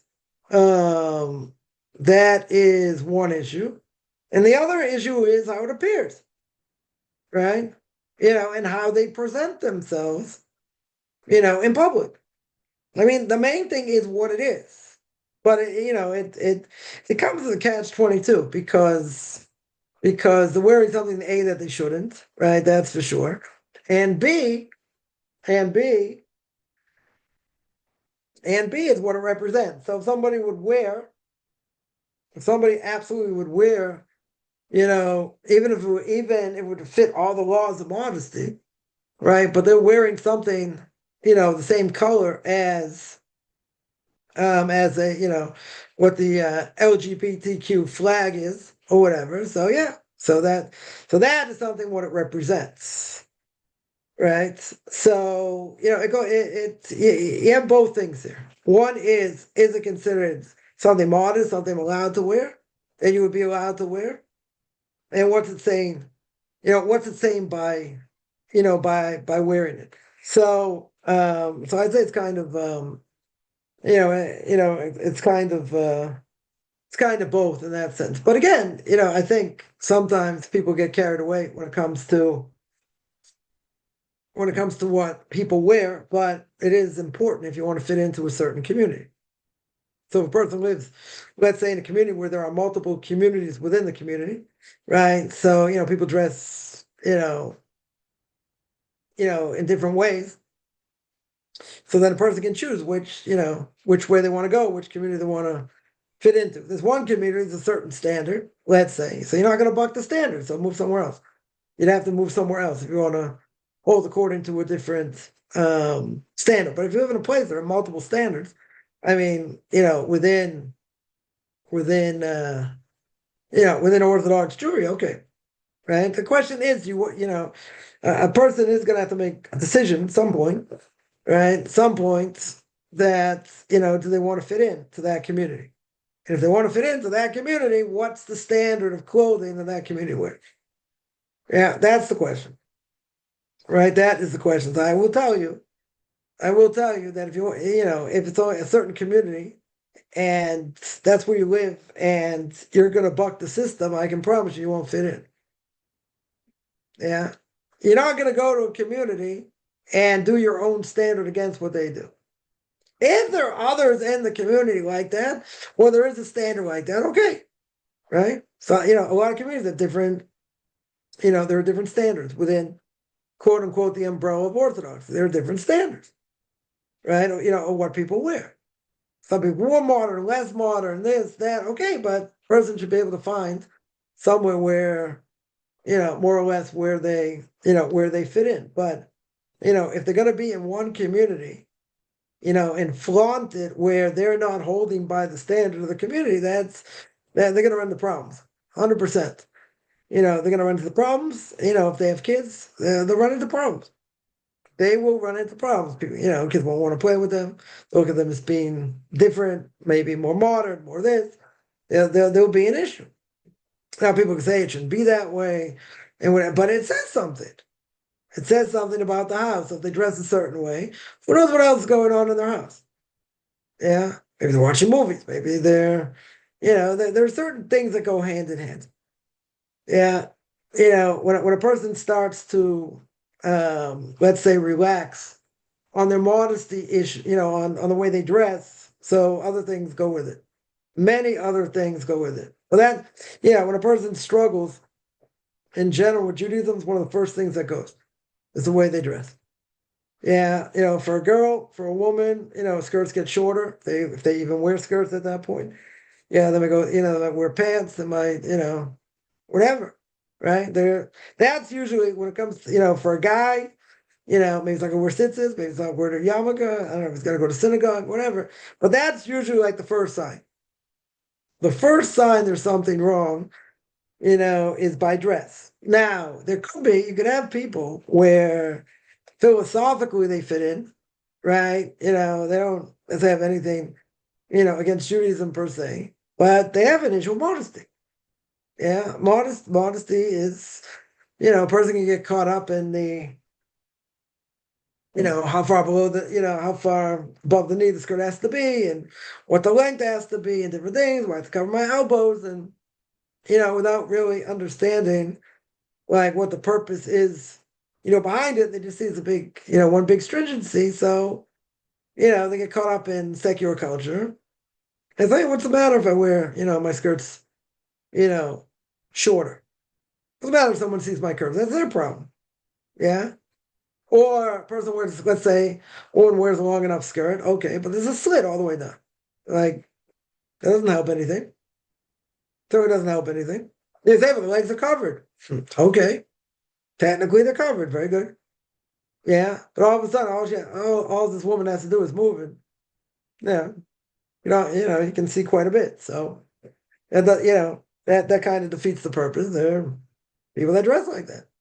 But that doesn't necessarily mean, and I think they're the minority, I think it's a minority group, but that doesn't mean their philosophical outlook is out the window. Now, in most cases, I would say that is the case.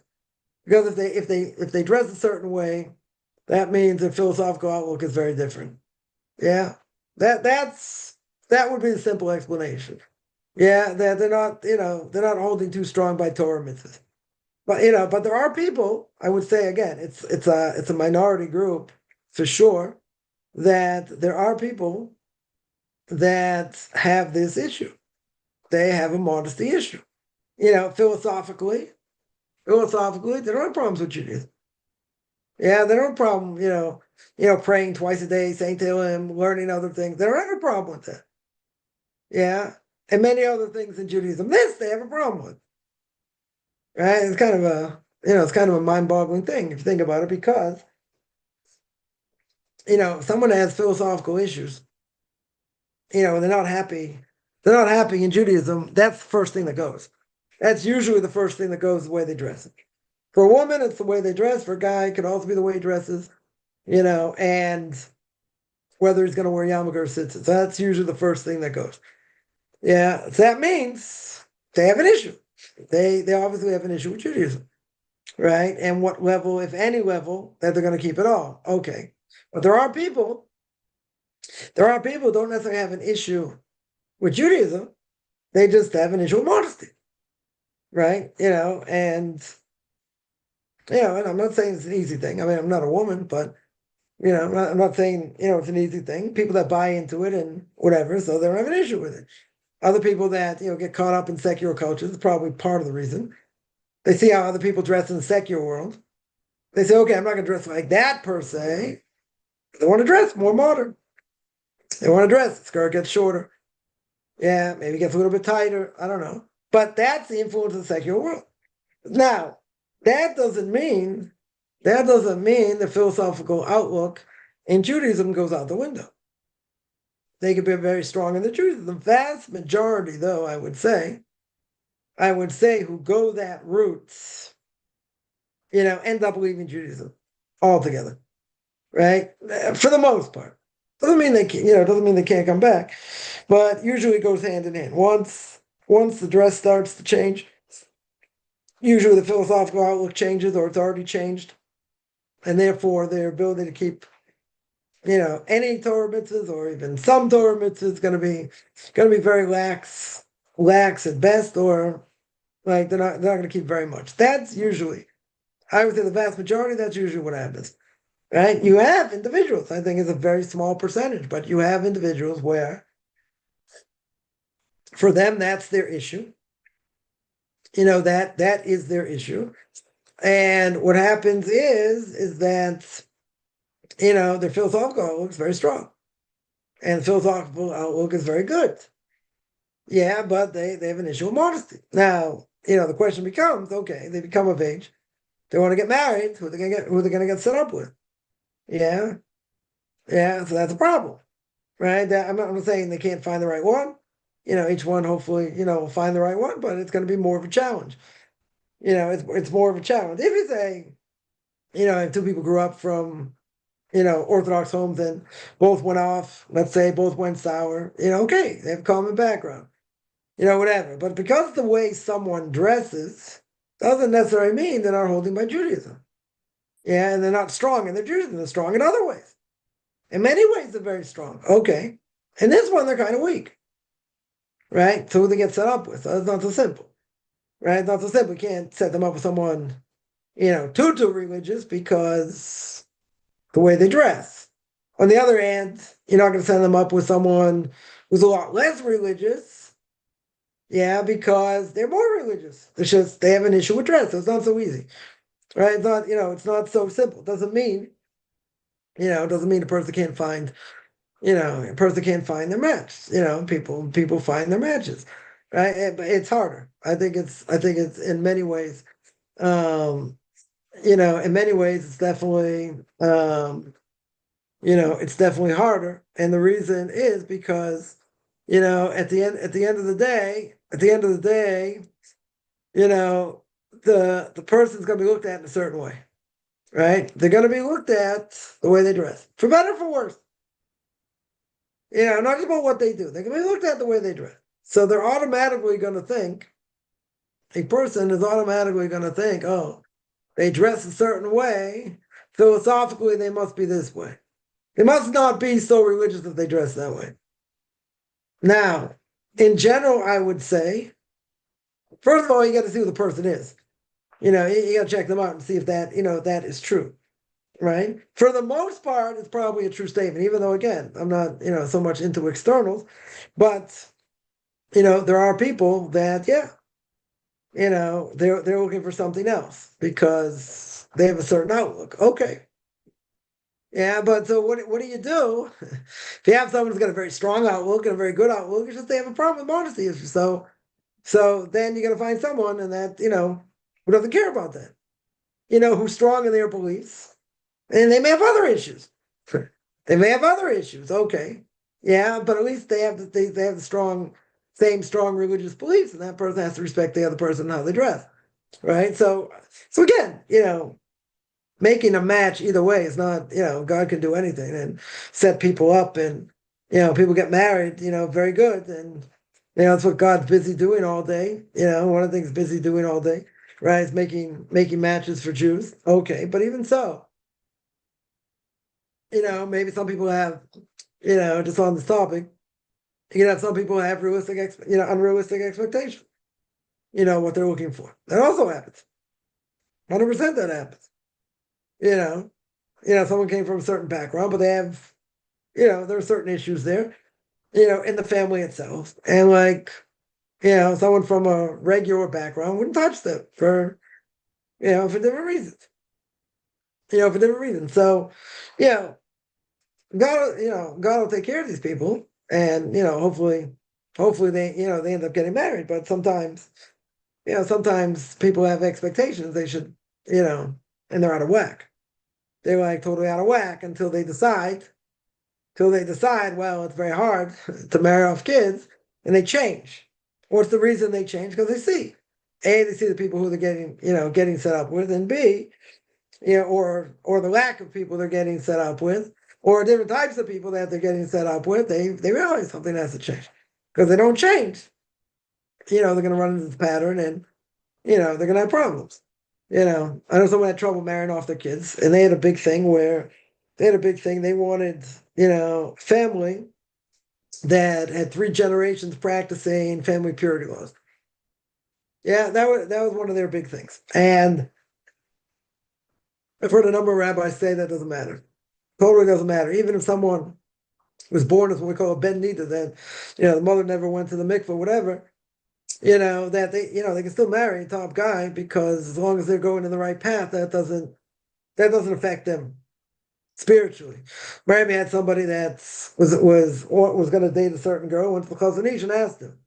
Went to Avram Mishai Karl to bless Mary, Torah giant to the last generation of Bnei Brak, built the community of Bnei Brak, right? Torah giant according to everybody. And he asked him, should this person date such a person? So he said, if this person's going in the right path and they're strong in Torah mitzvahs, no reason why not to. No reason why not to. Yeah? Won't affect them. Won't affect them in a negative way. So anyway, Chazon Ish saying it, for another great rabbi saying it. So anyway, why do I mention it? Because someone was very strict, extremely strict. They only wanted someone from 3 generations. 3 generations practiced family purity laws. Well, you know what happened? In trouble marrying off their kids. Right? So they threw that out the window. Yeah?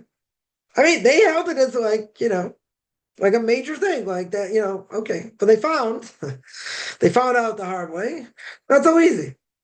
First of all, not so easy to find, right? In general, because you have generations of people that went off or whatever. But still, But still, that the end to end all things, they had trouble finding, right? So when they saw it's taking a lot longer for the kids to get married, that was the first thing they got rid of. Yeah, they didn't make that a priority. It'd be better. They claimed it would be better, if it'd be that way. Okay, yeah, but that went by the wayside.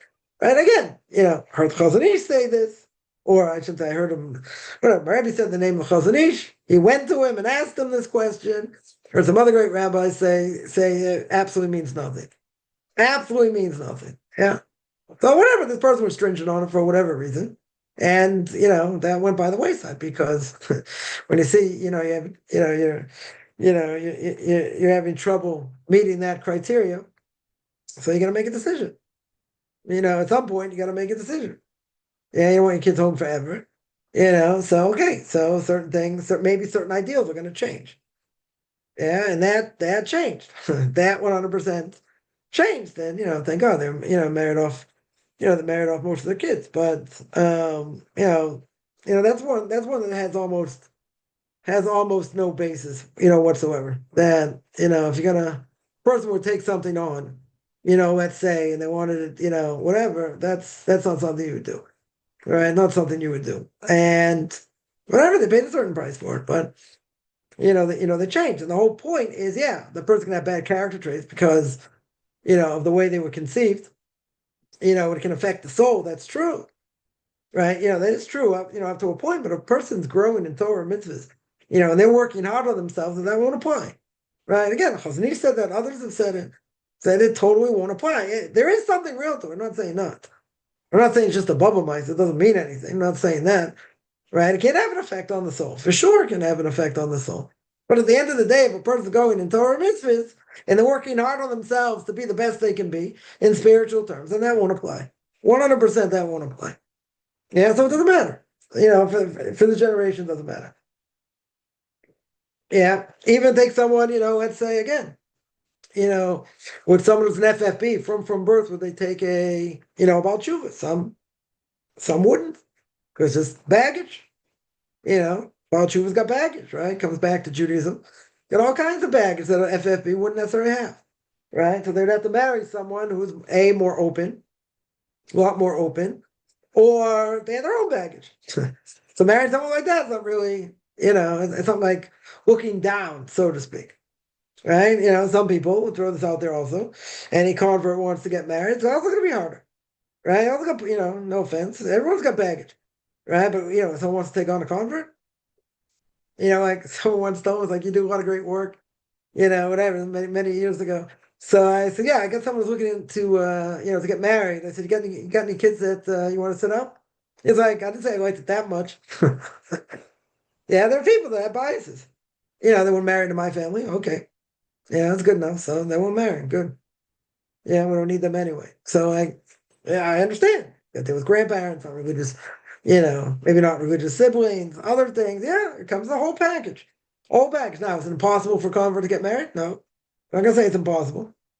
Is it harder? Could be. I've had a number of people that I think either were divorced, I think someone was divorced or widowed. Were they widowed? I think both were actually. I think both were divorced, and whatever, they were married. They ended up remarried. So not impossible. Definitely not impossible. Again, will there be people biased against them? Yeah. I'm not going to say not. It exists. There's baggage on the other side. There is baggage. Yeah, just like about tshuva. Like, how do you know they're going to stick? It depends how long they've been religious and what they went through, and and different things. But how do you know? You don't know for sure. You don't know for sure. When I got engaged, my wife said you got to be crazy. She wasn't really holding where I was holding, at the time, but she was growing. So yeah, it was a chance. Definitely was a chance. So 32 years later, thank God. 7 grandkids. Seven kids, 9 grandkids. 2 on the way. So it was a risk. I'm not gonna say not. It's just like, how did you know it? It was a risk, but saw direction that she was going in, and as they say, the rest is history. But But again, is it something that, it's not an impossibility. Definitely not an impossibility. Is it harder? Maybe. Yeah, could be. But a person has to realize that, that that's the case. That it could be. And the person understands that, okay. But you have to understand why. Not be, say, oh, I'm full-fledged 100%. You're right. And sometimes there are biases. Sometimes there are biases, right? But you have to understand where they come from. Not just, oh, we hate converts or whatever. They come from, there are a lot of issues you marry. You don't just marry the person, right? However, that would be the case in some cases. You don't marry the person, it's a whole package. You get a whole package. So someone will say, well, what if you have no connection to family, so it doesn't matter? Okay. But also, it's also something, right? That a person gets involved in. You're walking to a lion's den, let's say. Yeah, you don't have much contact, but whatever. People have family issues. I don't know anyone who really doesn't. Right? If you don't, then it's pretty big. It's a pretty miracle. But it's a whole package. It's absolutely, it's absolutely a whole package. So, someone, it's almost like, I'm not gonna say it's the same thing. Imagine someone marries someone, they have medical issues. They're like, why would you take on someone? Why would you marry someone they got medical issues? Yeah, I know somebody that actually, pretty amazing story. Somebody that married a woman who was paraplegic.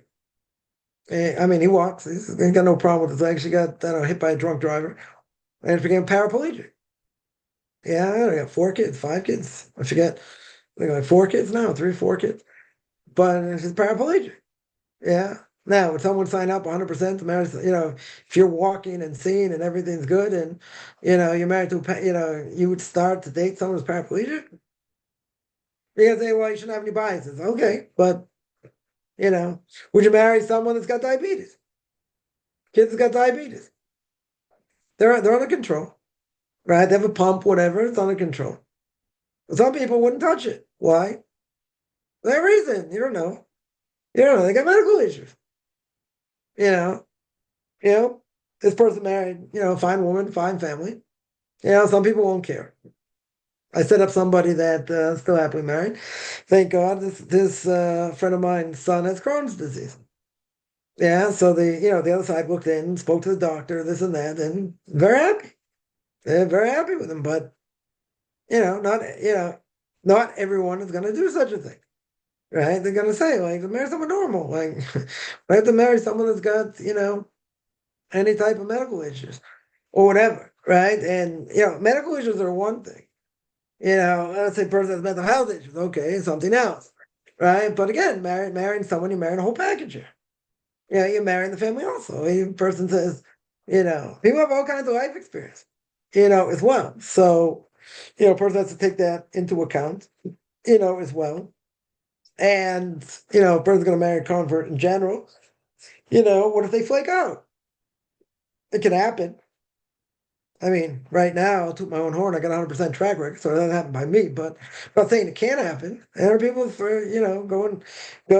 different, life experiences, and something happens, and person can just lose it. They can totally lose it. So, do you have a guarantee? Well, even the person's healthy, you don't have a guarantee. Person go through major trauma, and who knows how a person gets affected? You have no idea, right? We have absolutely no idea because God doesn't tell us. It doesn't tell us what if, a person gets married and then, spouse, let's say become paraplegic, hit by a drunk driver, or some other medical issue, or something else happens. Or say, whatever, they just have a nervous breakdown, something, something traumatic. Nobody knows. Nobody knows what's in store for them, at all. But here in this case, you say a person's very strong, what they came from, how they struggled. Okay. Yeah. If the person, loves the person, they're with them, they're going to help them, they're going to strengthen them. They're, very good. It doesn't go a lot of times necessarily the way we think. Sometimes it does, Sometimes, but it's something obviously going to work at. So if someone doesn't have any issues, really a normal Orthodox family, they're going to take a chance on a convert. Some might, but there are different things going on. Why they would? Yeah. So you say, well, that it's not fair. Okay. Whether it's fair or not, I'm just pointing out that there is a reality. There is a reality. Some will have no problem. Others will have a problem. So you marry someone that's, I don't think, to be crippled and other issues, not going that far, right? Obviously, but it could be harder. So there's something to keep in mind. So the question comes up that someone will say, they had negative experiences and they have no interest in getting married. Yeah. They have no interest in getting married. Right? Let's say. So if they have no interest in getting married, are they allowed? I heard this as an argument, but it's not a true argument. Someone once told me that, based and told them, and I think it just totally blew them off. But they said, yeah, if I wasn't considering getting married or whatever, then they're not gonna convert me. I mean, it's not true. Definitely not true. The Gemara says by a woman, better for a woman to be married than not married, but obviously, doesn't mean you're gonna marry just anybody, right? So, is the base thing gonna tell them after conversion, you try and get married? Maybe it's not gonna nullify the conversion by any stretch, right? But a person can be married, they should be married if possible. Person has other issues, they don't want to get married, whatever. Okay, it's up to them. It's not a criteria. The basin's not going to disqualify someone. Even if they tell them, I have no interest to get married. Yeah, I'm not saying the whatever the issue is, they don't want to get married. Yeah, let's say they already have kids, whatever. Maybe we'll consider they fulfill their obligation having kids, right? After they convert, maybe yes, maybe no. It's a whole question, but let's say a person could have kids. Let's say they could have kids.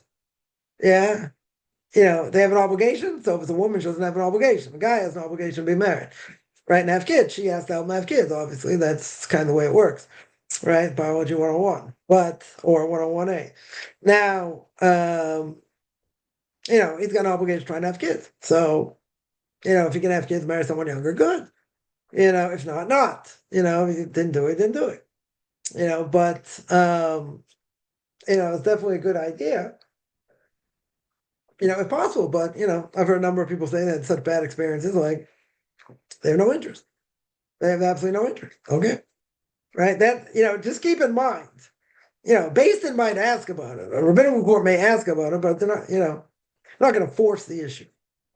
They're not going to say, well, either start dating, we're not going to convert you. They're not going to do that. And if they do say that, it's a bluff. It's an absolute bluff because that one thing has nothing to do with another. Absolutely has nothing to do with another. They're trying to encourage it. Probably. Right. But again, it's not going to be contingent. Right. It's certainly not going to be contingent, on that. But, they will definitely, they'll probably definitely encourage. They'll probably ask about it at some point. They probably may ask about it. But again, even if someone was very blunt, if they were very blunt, and they said, that they in no way, shape, or form have any interest whatsoever, any interest in getting married. Yeah. So, okay. That's their choice. Right? 100% that's their choice, and should not be held against them for conversion. Now, it could be if someone's dating somebody, right? If they were dating someone and the person was Jewish, and that was kind of bad, probably tell them not to date until after conversion, right? Unless they're already living together, or unless they're married. But if they feel that someone's doing it for ulterior motives, okay, that's that's a different issue. That is definitely a different issue. But there are rabbinical courts that definitely have told people to, not see each other, not speak to each other until after conversion, right? To get together afterwards, it's one thing, but you certainly can't convert for the sake of marriage, right? So that's a big problem. So they want to make sure that's not going to be the case, right? Otherwise, I would also, I would tell people in general, just on this topic that if they are thinking of getting married, they should only get married, they should only, date after conversion, because before conversion, that complicates a lot of things. Complicates definitely a lot of things, and especially if the other person, is Jewish. But I've heard people say, I'm not waiting. I'm looking for a mate. Okay, but as I mentioned, you're playing with fire. The reason you're playing with fire is because you don't know what this person's going to do. They can say they're very strong and this and that and whatever. At the end of the day, they don't pull the trigger. What happens if they don't pull the trigger? You're all set to get married. Everything's great. And this and that. And they say, yeah, but I don't want to convert. Then what? So then it's either a person's going to say, okay, so I won't convert, stay in Noahide.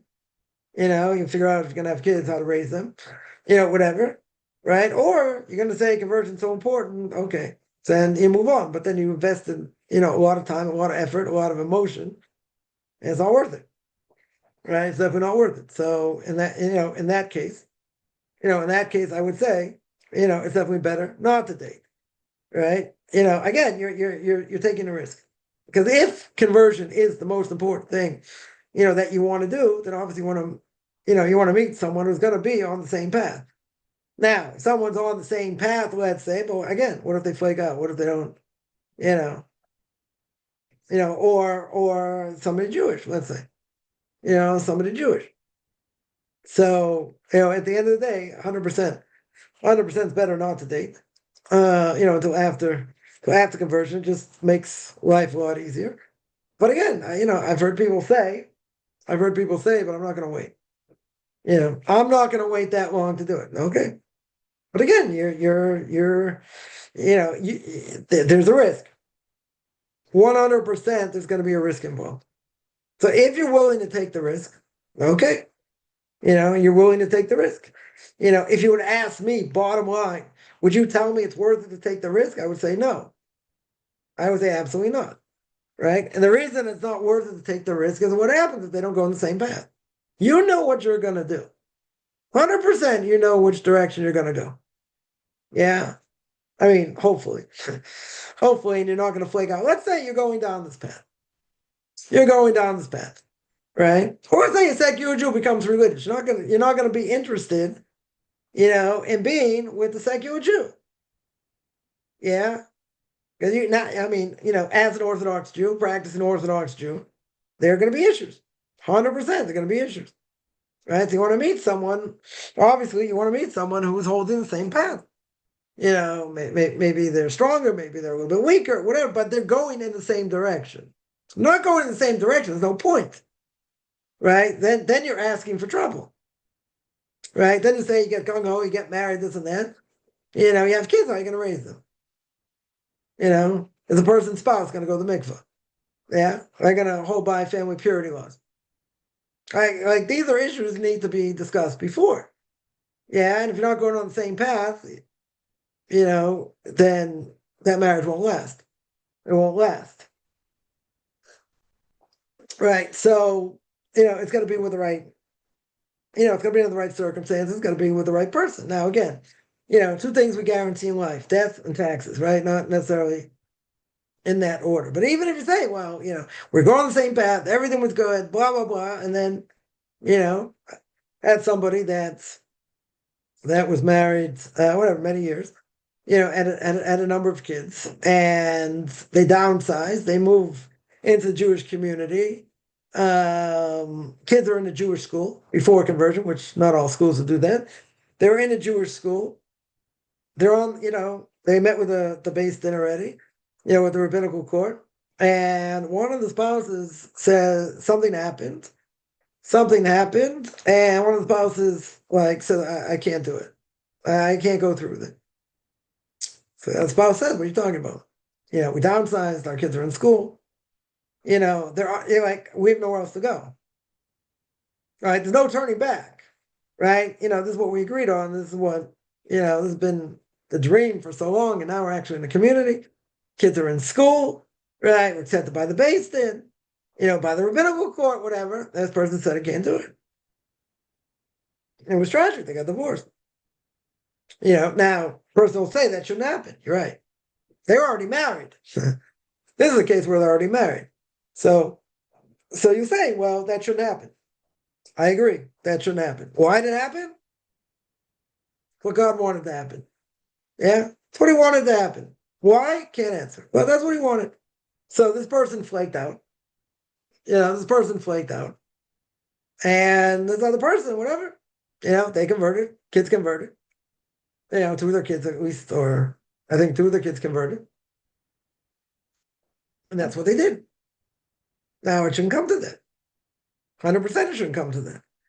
Right? But again, even if you're married, even if you're in the same direction, some more, some less, whatever, but you have the same end goal. You should get to the same end goal, hopefully. Yeah, it should happen. Can other things stop it? Sure. Many things can stop it. Yeah, but you have to be on the same path. It's not something. This is not something. I would say again, my personal opinion. I don't think I'm unique in this opinion, and that is, you wouldn't take a chance there. Unless the person's already married. If they're already married, it's one thing, right? Then the question, which direction to go, that's a whole different issue, right? But the person's not married, you're playing with fire. You're absolutely playing with fire. And you don't know what you don't know what the other person's going to do. They may sound strong, this, that, okay, but as we always say, less than 20% who start the rabbinical court process, even if they started, right? They're accepted by rabbinical court, less than 20% finish. Now, there are a lot of different reasons. One of them, they can't move, right? They can't move to a community, or there are family issues, could be financial issues, could be a lot of different things, could be health issues, could be a lot of different things. Okay, so even if that's the case, even if that's the case, could put a lot of strain, could put a tremendous amount of strain, right? And so then you got to figure out which direction to go, right? But if a person's not married, you have no idea. They can talk a good game. They can, they can promise it's the way I'm going to go. It's what I want. Okay. They're not a guarantee. Definitely not a guarantee. But, like I said, I've heard people say, I'm not willing to wait. Okay. Yeah, you take what I say with a grain of salt, so don't wait. But you're potentially playing with fire. And when you're playing with fire, a lot of it is emotion. A lot of it's time invested, and then you say, well, the most important thing for me to do, is convert, right? And that's been your end goal. And this person, they say, yeah, that's what I want, that's what it is, but you don't know. You just don't know. So I would say, again, me speaking here, I would say it's not worth it. You just wait. You wait till after conversion, and then you work on trying to meet someone. That's a different issue, right? And that's a different thing. That's better. Then you don't run into this quagmire. You don't run into this problem. Yeah. Any other questions?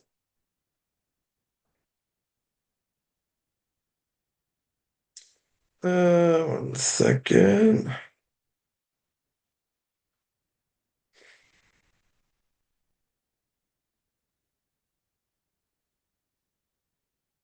All right, I'm going to stop here. I do this every Sunday, 9 o'clock Eastern Time, 4 o'clock Israel Time. Anyone has any questions?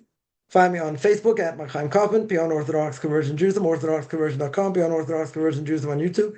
There I get videos and Q&As. It's our fathers, Book of Leviticus. You want to send me an email, rabbichaimkaufman@gmail.com, RBBI, CHAIM, COFFMAN,